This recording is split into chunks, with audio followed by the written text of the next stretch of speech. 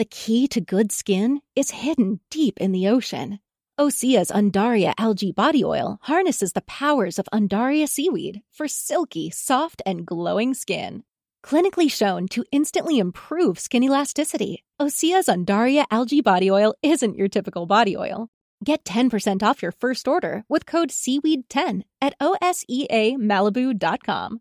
Plus, free samples with every order and free shipping on orders over $50. Need to restock inventory, cover seasonal dips, or manage payroll? OnDeck Small Business Line of Credit provides immediate access to funds up to $100,000 exactly when your business needs it. With flexible draws, transparent pricing, and full control over repayment, you can tackle unexpected expenses without missing a beat. Apply today at OnDeck.com, and funds could be available as soon as tomorrow. Depending on certain loan attributes, your business loan may be issued by OnDeck or Celtic Bank. OnDeck does not lend in North Dakota. All loans and amounts subject to lender approval.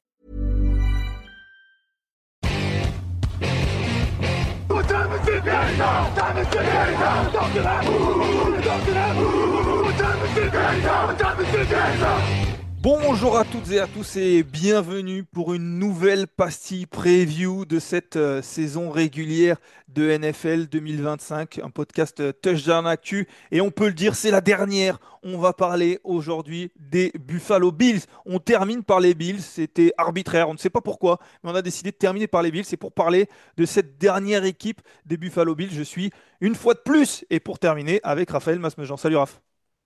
Salut Lucas, bonjour à toutes et à tous. Et puis quel plaisir de finir la saison, finir l'intersaison avec toi plutôt. Les Écoute, saisons sont un peu c'est un tôt. plaisir. On va en plus, après rapidement reprendre commencer la saison régulière. C'est Donc, vrai. on est sur une petite transition et on termine l'intersaison. C'est vrai que c'est passé beaucoup de choses dans cette intersaison, mais on la termine avec les Buffalo Bills. Donc, une équipe qui a terminé l'an dernier avec 13 victoires pour 4 défaites, qui a gagné l'AFC Est et qui a été battue en finale de cette AFC justement face aux Chiefs. Comme chaque année, c'est un petit peu la même chose avec les Bills. Chaque année, ils font une grosse saison régulière. Chaque année, ils sont impressionnants en playoff. Et chaque année, ou presque, ils se font éliminer par les Chiefs sur une défaite crève-cœur. Ça fait sur les 5 dernières années, ils se sont fait éliminer 4 fois par les Chiefs. Donc certainement que Sean McDermott et Josh Allen doivent rêver, doivent cauchemarder peut-être de Patrick Mahomes, Andy Reid et toute Mhm. la clique. Et cette saison, pardon, on a repris les mêmes pour essayer de ne pas recommencer parce que il y a eu quelques arrivées. Il y a Joshua Palmer qui est arrivé, Elijah Moore, il y a Kendrick Green qui est arrivé en attaque. En défense, Joey Bosa, Shaq Thompson sont arrivés, Tre'Davious White est revenu. Mais on a surtout re-signé, prolongé les stars. Il y a eu la prolongation de Josh Allen, de Greg Rousseau, de James Cook récemment.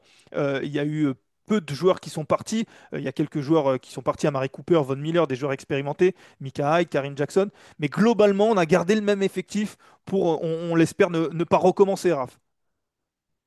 Ouais, effectivement, pour ne pas recommencer, pour enfin aller au bout, c'était un effectif déjà très solide l'an dernier. Il l'est peut-être encore même un peu plus cette année. Ils ont ce qui est pour moi quand même un avantage, c'est effectivement ce côté continuité dans l'effectif. La plupart des ajouts viennent de la draft. Quelques ajouts effectivement en free agency, mais globalement, t'as presque plus de draftés que de free agent cette année du côté des Bills. Donc c'est un groupe voilà, qui a très bien identifié quels étaient les petits recoins de son effectif où on pouvait encore améliorer les choses et qui ont tenté de le faire. On verra si ça paye ou pas, mais en tout cas, ils sont allés dans ces directions-là. Donc ouais, on continue avec les mêmes à juste titre parce que le niveau est très bon et on fait venir quelques petits nouveaux pour tenter de passer le palier. 9 joueurs draftés avec, pour commencer, Maxwell Hairston, le cornerback qui a été drafté, qui a été le premier choix des Bills. On a un TJ Sanders aussi qui a été drafté sur la ligne défensive. Jackson aussi, pas mal de joueurs en effet draftés. On parle souvent des points forts, des points faibles dans les équipes. On donne notre facteur X à la fin, notre pronostic. Vous le savez, vous en avez l'habitude. C'est la dernière pastille, donc vous le connaissez par cœur.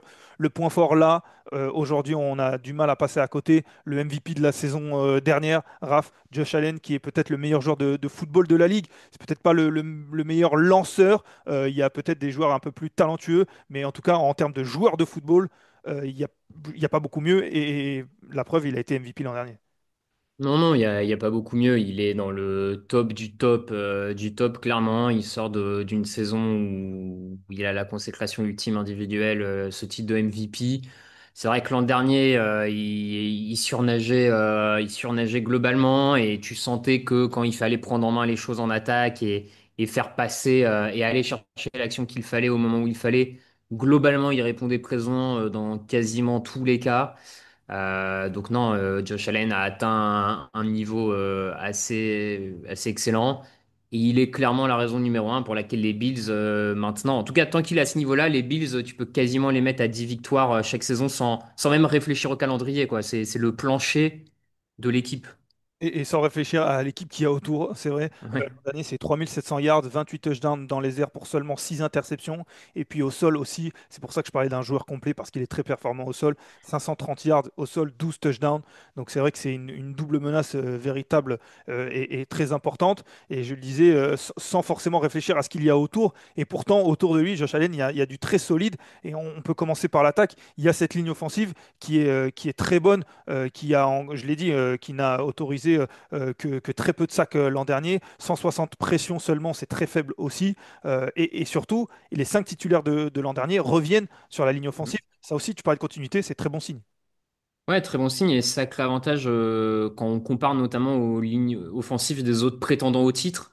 Je pense aux Lions, je pense aux Chiefs, qui ont tous un peu de changement sur leur ligne offensive. Alors ça ne veut pas dire que ces changements-là seront négatifs pour ces équipes, mais en tout cas, il y a une nouvelle synergie de groupe parce qu'on sait que la ligne offensive, ce sont 5 hommes qui bougent en même temps, qui ont des assignations précises et s'il y en a un qui déraille un peu, c'est potentiellement toute la ligne qui déraille avec lui.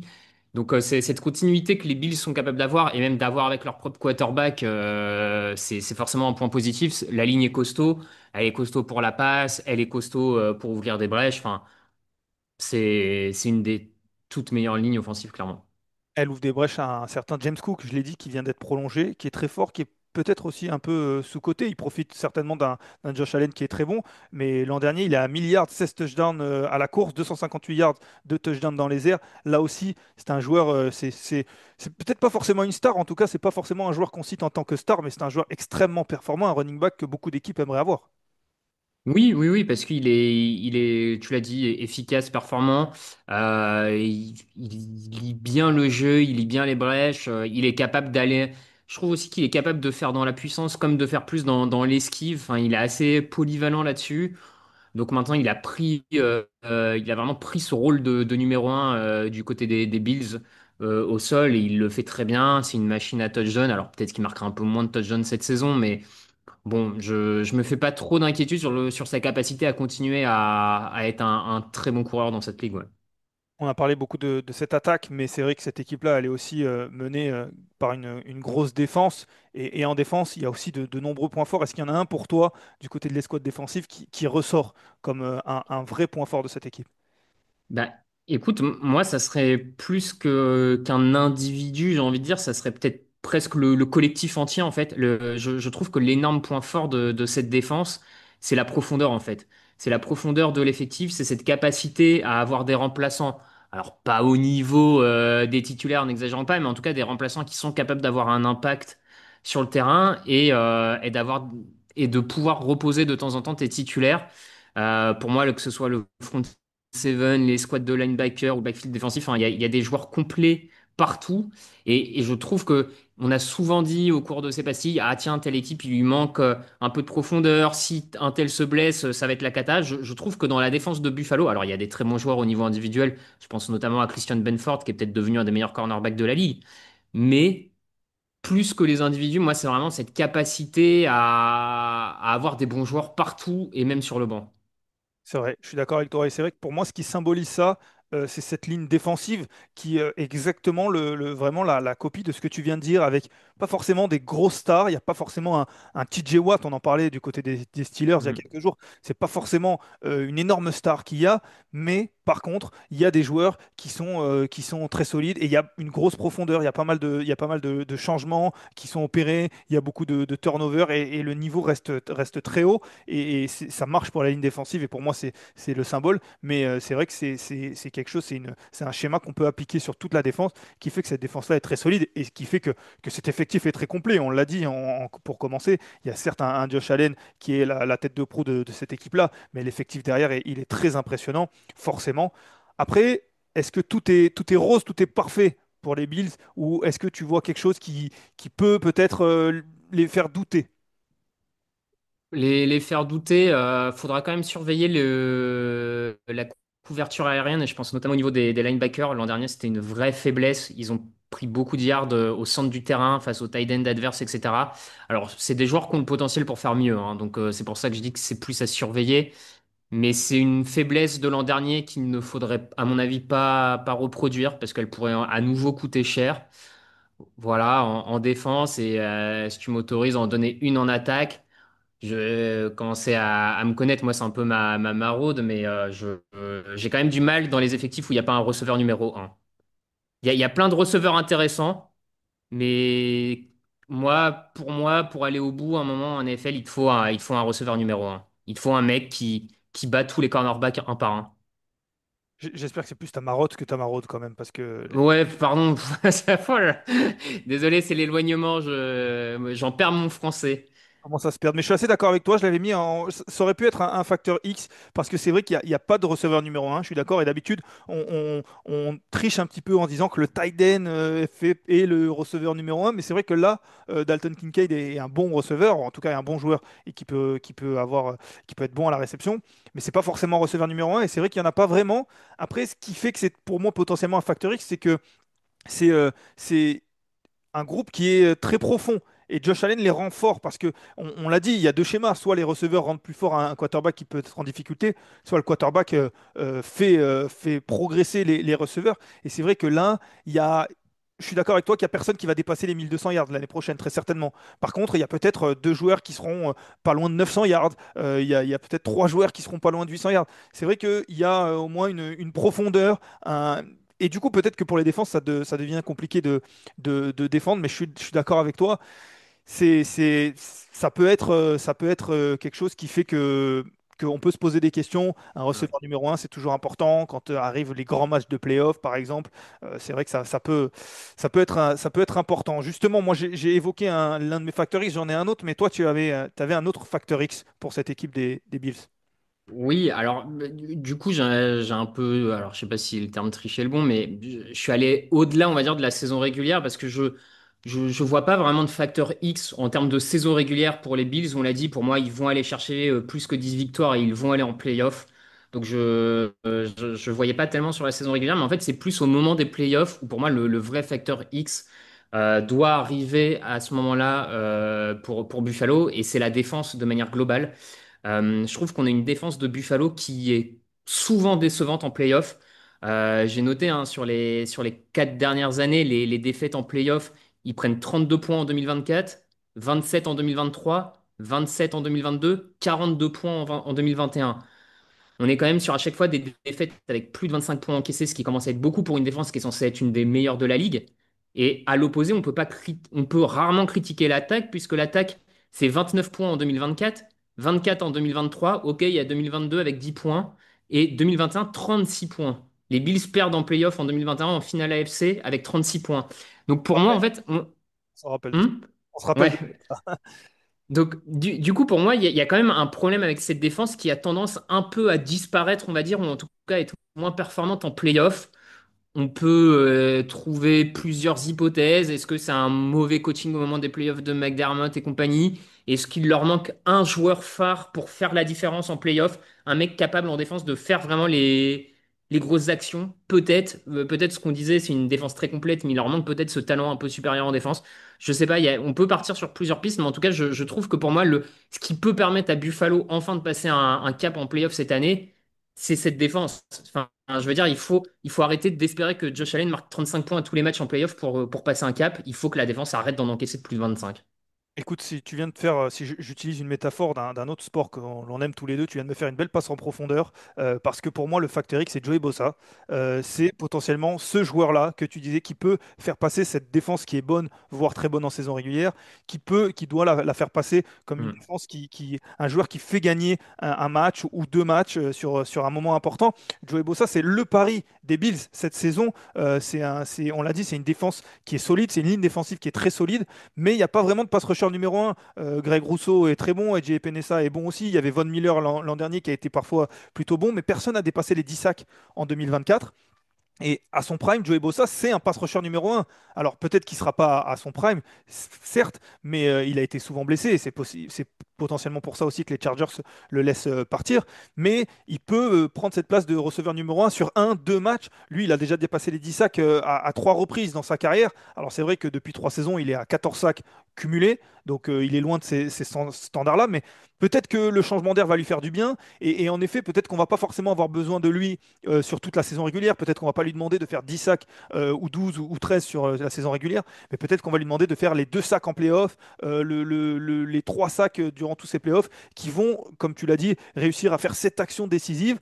On en est loin encore pour Joey Bosa, parce qu'on se rappelle, voilà, il a beaucoup de blessures, il a été laissé par les Chargers, mais j'aime à croire que c'est un joueur qui a le potentiel, en tout cas, qu'il a déjà prouvé, et c'est pour ça que c'est un facteur X, très, très certainement, pour cette équipe-là. Après, je suis d'accord avec toi. De toute façon, cette équipe-là, on va la juger en playoff. Tu disais que tu trichais un Mm. petit peu en prenant un facteur X pour les playoffs. Mais quoi qu'il arrive, cette équipe-là, on va la juger en playoff. On est quasiment assuré, on va en parler, qu'elle va gagner l'AFC Est. Bon, c'est pas forcément un secret. Qu'elle va faire une belle saison, elle va faire une belle saison régulière. C'est en playoff qu'on va juger. Et c'est vrai que tu disais, tu parlais des matchs et que tu donnais les scores. Et je l'ai dit, c'est souvent face aux Chiefs. Si cette équipe-là, elle gagne pas le Super Bowl dans un, 2, 3 ans, que Josh Allen s'en va ou décline ou quoi, c'est vrai que les images qu'on va garder de cette belle équipe des Bills, parce que c'est une belle équipe, j'ai pas exactement le nombre de victoires qu'ils ont gagné depuis, qu'ils ont accumulé en saison régulière depuis 3, 4, 5 ans, mais l'image qu'on va garder, c'est qu'ils se sont cassés les dents face aux Chiefs de Patrick Mahomes. Tu me diras, il y en a beaucoup qui le font. Les Ravens, par exemple, et ça fait penser un petit peu aux équipes, aux équipes à l'Est de la NBA dans les années 90 face à Jordan, qui étaient plutôt bonnes, mais qui n'arrivaient jamais à passer le cap parce qu'il y avait Jordan. Bon, bah là, Patrick Mahomes, c'est peut-être le Michael Jordan de notre époque, mais c'est vrai que c'est l'image qu'on va garder. Tu parlais des matchs, on se rappelle de ces défaites crève-cœur en playoff. Et ça, même, il y a une défaite qui a même fait changer les règles de playoff, en tout Mm. cas de prolongation en playoff. Donc c'est vrai que c'est l'image que les Bills vont laisser malheureusement si ça n'arrive pas à passer le cap. Et c'est vrai que et c'est aussi pour ça que mentalement, j'espère pour eux qu'ils vont pas affronter les Chiefs parce que mentalement, un match de playoff face aux Chiefs, même si ce sont des joueurs NBA, ce sont des joueurs NFL, pardon, je confonds, des joueurs Mm. NFL, des entraîneurs NFL qui ont un mental très très solide, mais affronter les Chiefs de nouveau en playoff, forcément. En tout cas, dans la semaine, tout le monde va leur parler de ça. Les Mm. médias américains et même nous n'allons parler que de ça. Donc c'est vrai que mentalement ça peut être compliqué. Peut-être que pour eux vaut mieux affronter des Ravens, des Bengals, des Texans et espérer que les Chiefs se fassent sortir, ou alors que Patrick Mahomes prenne une retraite de 2 ans comme l'a fait Michael Jordan. Mais Mm. tu me diras, ça n'a pas fait gagner l'Est plus que ça, puisque on se rappelle, c'est les Houston qui avaient gagné. Bon, le calendrier des Buffalo Bills, justement, calendrier pas évident parce qu'ils vont commencer d'entrée avec une réception des Ravens. On se rappelle, ils les avaient battus en playoff l'an dernier. Déplacement aux Jets, réception des Dolphins et des Saints, puis des Patriots. Déplacement aux Falcons à Atlanta. Semaine de repos, déplacement face aux Panthers, réception des Chiefs. Ils vont jouer les Chiefs cette saison. Et souvent, ils gagnent en saison régulière face aux Chiefs, hein. On Mm. remarquera qu'ils gagnent en saison régulière. On se dit, alors peut-être. Et puis finalement, ils perdent. Déplacement aux Dolphins, réception des Buccaneers, déplacement aux Texans puis aux Steelers, réception des Bengals, déplacement aux Patriots, réception des Browns. Et ils termineront avec 2 réceptions, celle des Eagles et celle des Jets pour terminer. Combien tu vois de victoires pour cette équipe des Buffalo Bills? Juste, tu me permettras de noter que l'avantage qu'ils ont quand même, c'est qu'ils reçoivent beaucoup les autres favoris. Ils reçoivent les Ravens, ils reçoivent les Chiefs, les Eagles et les Bengals. Ils les Ouais. jouent à la maison. Et les Patriots. Ah, pardon, non, non, désolé. Non, mais du coup, un calendrier difficile, mais avec au moins l'avantage de recevoir les gros à la maison, ce qui est parfois un peu plus simple à Buffalo, avec les conditions climatiques, ce qui peut leur donner un peu d'avantage par moment. Écoute, moi, je les vois à 13, 14 victoires.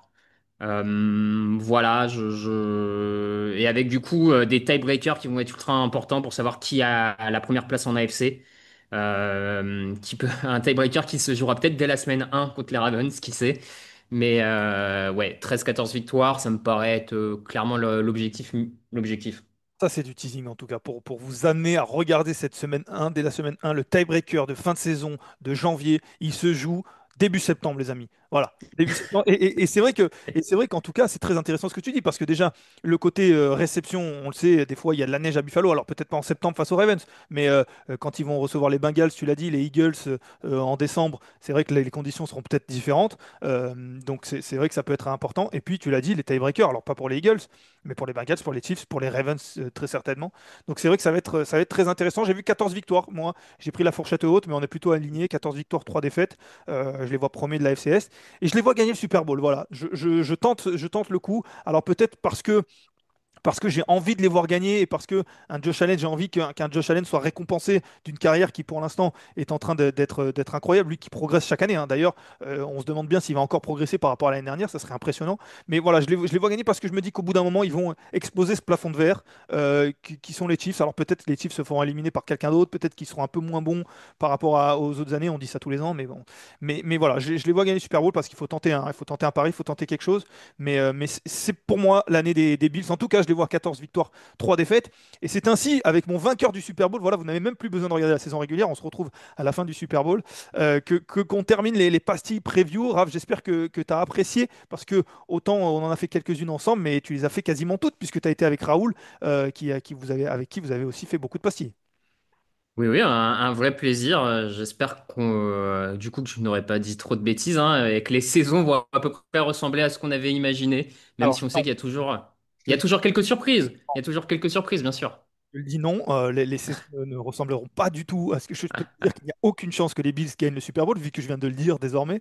Ce qui est. Non, mais il faut te remercier quand même parce que tu étais là tous les jours, 15 à 20 minutes. Chaque jour, tu as allumé ton ordinateur pour faire la pastille, que ce soit avec Raoul et Raph. Moi, j'ai pris. Et Raoul et moi, j'ai pris un peu de repos, mais toi, tous les jours, tu étais là quotidiennement. Et ça, c'est beau. Et ça, on apprécie. Et j'espère que vous avez apprécié. Tout ça pour vous dire aussi qu'il y aura encore beaucoup de podcasts cette année, forcément. On est sur la dernière pastille, donc on se projette sur la saison régulière. Je ne sais pas si je peux tout dévoiler, même si voilà, il y aura beaucoup de choses que vous connaissez déjà. Il y aura le fauteuil encore forcément cette année. Il y aura un podcast dès le mardi. Il y aura un podcast le mercredi avec les affiches qu'on fera souvent ensemble. Raph, d'ailleurs, il y aura le podcast aussi avec les previews, il y aura beaucoup de choses sur la fantasy, sur la NCAA aussi. Voilà, beaucoup de choses cette saison. On vous prépare, pardon, j'en perds mes mots, beaucoup de choses, beaucoup de contenu, parce que forcément la NFL, en plus, désormais, il y a des matchs de quasiment tous les jours. En tout cas, on se dirige vers des matchs tous les jours. Et puis surtout, on rentre dans un marathon qui se joue au sprint. La saison régulière de NFL, c'est un marathon parce que c'est long, mais c'est au sprint, hein. Il faut pas, là, on met Mhm. la tête sous l'eau, et puis on respire plus, hein. On enchaîne jusqu'à la fin et on est ravis de la vivre avec vous de nouveau. Voilà, je vais vous laisser tranquille, vous laisser récupérer quelques jours et puis on commence dès jeudi avec Eagles face. Tu vas m'aider face aux Packers? Non, j'ai oublié même le premier match, tu vois. On en est tellement loin. C'est pas contre les Cowboys? Et les Cowboys, bien entendu. Non, les Cowboys? Non. Eh bien, écoutez, Bah attends. découvrir le premier match. C'est possible, c'est possible, c'est possible. Les Eagles, en tout cas, on est à peu près sûr, vainqueur du Super Bowl. J'essaye de gagner du temps pendant que tu regardes et puis que tu nous dises qu'en fait, ils jouent face. Non, mais voilà, les Eagles qui vont commencer, en tout cas, le jeudi soir, c'est la tradition. Euh, Contre les Cowboys. Contre les Contre les Cowboys. Cowboys, voilà, les Packers, pas du tout. Contre les Cowboys, donc ça sera le jeudi soir, donc dans la nuit de jeudi à vendredi, donc jeudi 4 septembre à vendredi 5 septembre. Et puis ensuite, on va enchaîner avec beaucoup de matchs. Et puis ça ne s'arrêtera pas jusqu'au Super Bowl et on sera avec vous. Voilà, je vous laisse tranquille. Je vous dis pas que la preview écrite sera écrite par un autre rédacteur, puisque c'est moi qui vais écrire la preview. Donc je vais prendre tout ce qu'a dit Raph et je l'écrirai. Comme ça, c'est fait. Donc voilà, non, mais vous aurez plein de choses sur cette preview. Vous avez aussi le calendrier à l'écrit, je le dis, l'équipe type aussi. Vous avez tous les mouvements aussi pour avoir un petit peu plus clair sur tout ce qui s'est passé sur les Bills. Voilà, j'en ai terminé. Je vous laisse tranquille. Reposez-vous bien avant d'enchaîner sur cette saison régulière. Merci Raph, merci à tous. Et puis on se dit à très vite. Ciao, ciao.